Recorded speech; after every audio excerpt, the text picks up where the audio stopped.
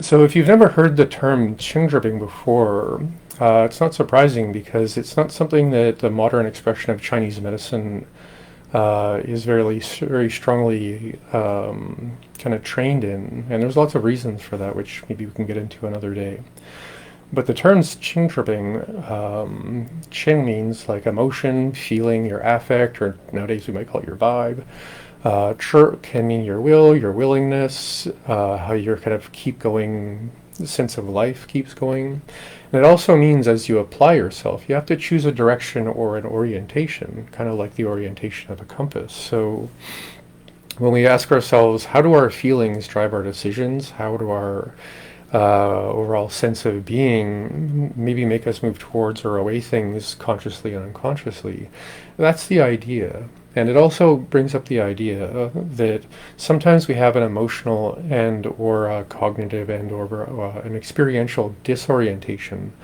That's not a judgment; it's just an awareness that the way your compass is guiding you, kind of the way you're going, may not be the best possible way, for anyone to be going in that sense.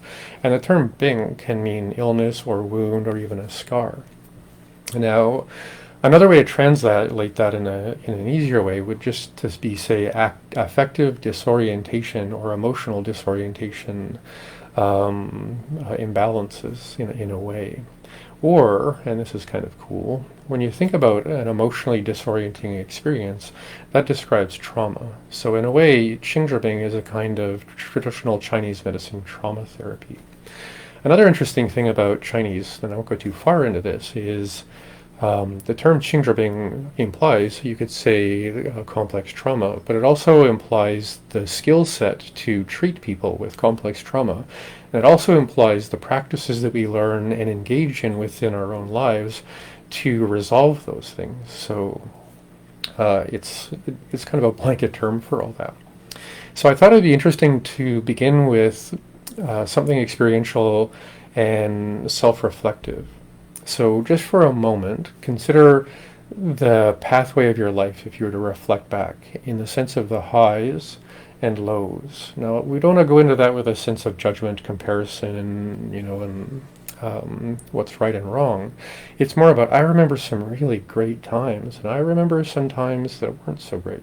And if you go through, your life from childhood and through school, and then, oh my God, high school, depending on where you went to high school, and maybe college had some ups and downs, and then depending on where you're at in your life, relationships, work, other experiences, the things that change in society as well. So if we were to map that out, you could say that's the Qing Zhi, the emotional impacts of your life that have guided you in a positive way and in the way that you've resolved some challenges. Now, there's another aspect of this practice that relies on us in the sense of self-reflection, is to draw on a piece of paper the way our body feels. So if I was really tense or really holding a lot of tension in my belly or scowling my face or all those things, I would want to draw those sensations on that piece of paper so that I have a kind of what's called a samatha map, or a kind of embodied mirror of what my state of being is like.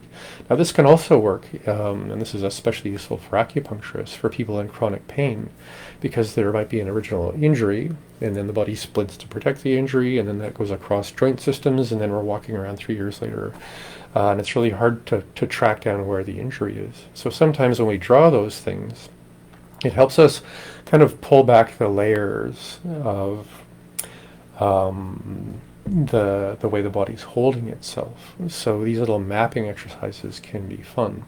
Now this would take a long time to do this today, so I'll just offer you this as an exercise, and we'll play with this for just a minute. So if we go back to your journey of your highs and your lows, let's pick a really good, great time in your life, and how would you draw in your face, your body, your breathing, your butterflies in your tummy at that really great time in your life. And then the same can be true if we were to drop down into one of the lower points of life. And if we remember and reflect on that, to settle in and feel into and draw, like, what was it like at that time in my life? How did I embody that? What was my somato-emotional state? Because that's the most important thing in Qing practice, is to work with our embodied state and to be very willing to move towards the feelings that we've probably been trying to move away from. And it's a natural thing to do that. But most animals, if they get hurt, they go back to their den or their pack, and then they spend some time actually proverbial and literally licking their wounds. And modern life doesn't really allow that. And modern life's sort of sense of be normal, be good, be in control, be powerful, doesn't really invite us so much to opportunities that allow us to bring up things that feel wounded. So what I'm going to be doing for the next hour and a bit, and feel free to jump in with something if it comes up, is to go through the modules of the course, and not in a great amount of detail, but just as an overview and an opportunity for everyone to just get a sense of what this practice is really about and how we learn it, and where the most important aspects of resolving trauma really happen.